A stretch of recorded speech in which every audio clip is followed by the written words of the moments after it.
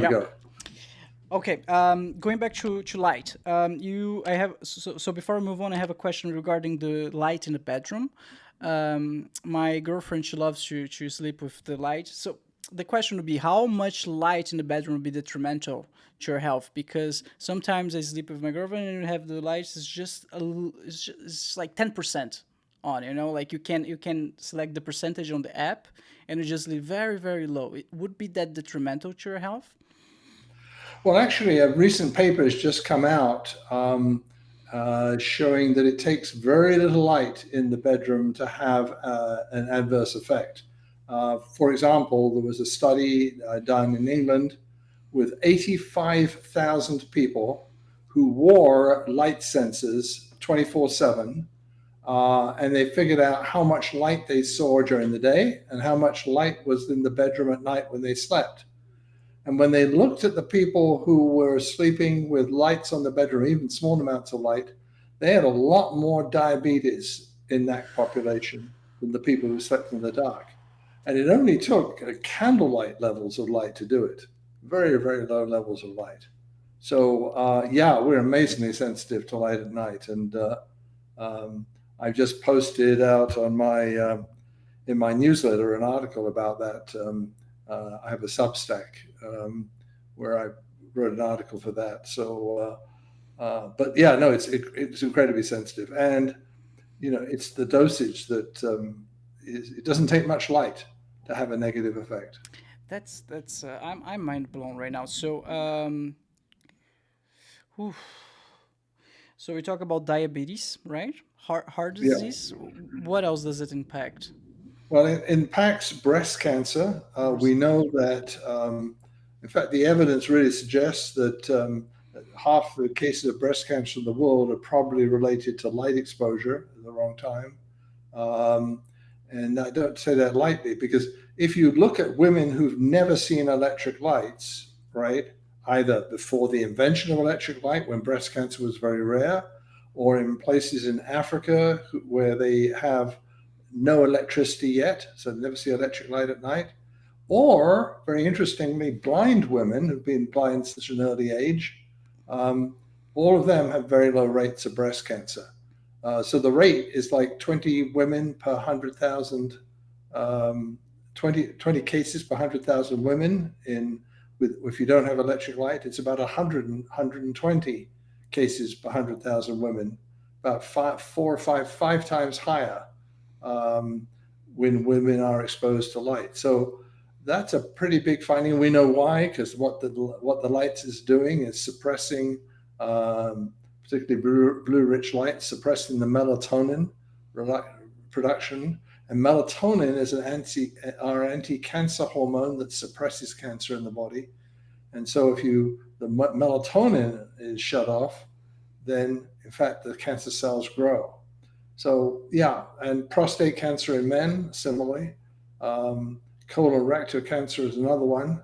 So some of these cancers that are growing very rapidly now, the rates of breast cancer, prostate cancer, colorectal cancer are climbing quite rapidly now. And that's because we're using lights with more and more blue in them with the modern LED lights. Damn. So cancer. All right. So when you say like like blue rich lights, Yeah. it means that we could just use warmer tones of light and solve the whole issue, right? Seems like It's not so much warmer tones, but you can remove blue out of light. So, just as a basic primer, right?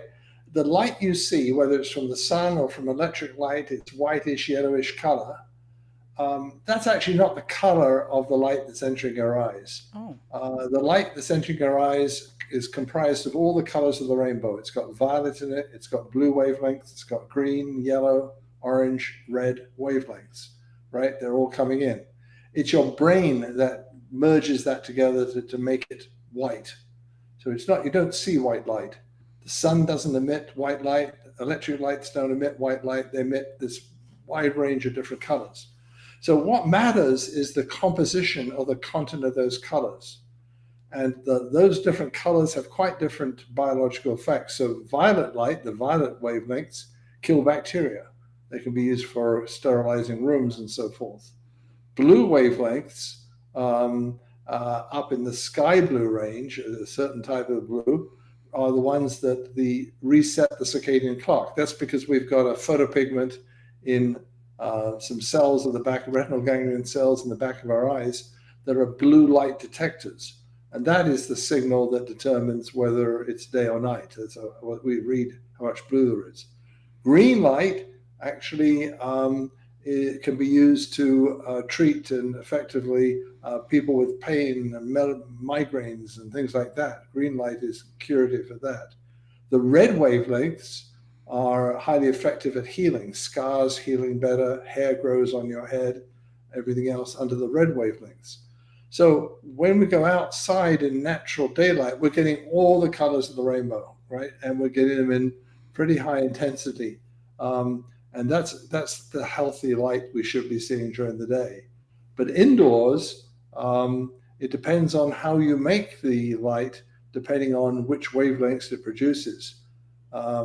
So you can, and the answer is, if you develop light sources that are blue rich during the day and are zero blue at night, you can fix this problem, because then you're giving the body the correct signals.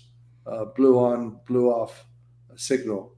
That's so critical for the circadian clock. Okay, so we need a wide range of wavelengths of different colors of lights in order to be healthy, and the sun provides all of that. So let me play devil's advocate for a second. When I come home and I sit in front of my TV on my computer, I put a YouTube video on. I have all types of color on this YouTube video. You know what I mean?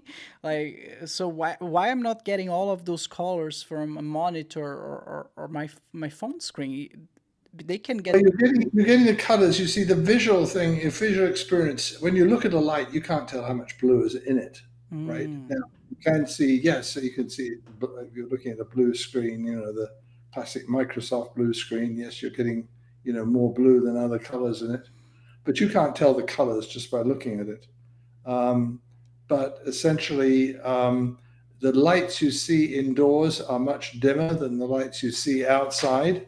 But what's critical is, even if light looks white, how much blue does it have in it is the critical thing. And you can't see that just with the human eye.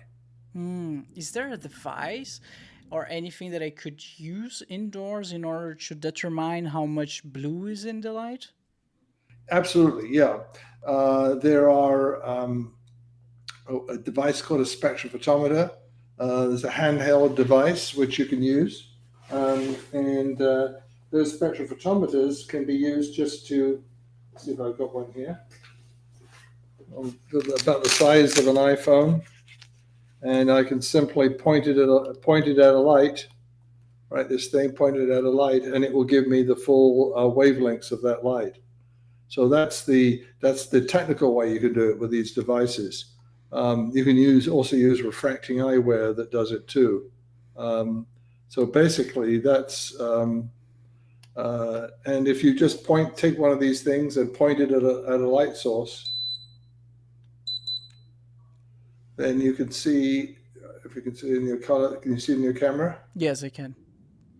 You can see the composition of that light I just pointed at. So there's a chart. Just going to describe for the listeners. There's a chart. One second. There's a lot of blue, and then it sinks, and then the yellow part starts very low and go high, go high, go high, go high, and at the top there's red again, and then it starts going down again. That's right. So in other words, you can see the whole pattern of what the composition of light is when you do that. That's right. Okay, so you do have blue in there. Is not that? This has blue, yeah, because this is I just pointed at an LED source, and it has a big blue spike in that light color. So that's what we just saw then, and that light's fine during the daytime. What you don't want to see is any blue when you're during the nighttime hours. So what time is it? Oh, it's 12:30, just past noon. Oh, so it's fine. Everything's fine right now. It's good. This is great. This is great. But you're right now in the evening hours, right? When you're recording here, Yeah. when you're recording. Here's And 6:30. so, yeah, right. So, what do you think Apple is aware of any of this? Because they just released this Apple Vision Pro, which is basically like those two 4K monitors. Is like you're basically gluing them into your eyes. Yeah. Well, they try to do something non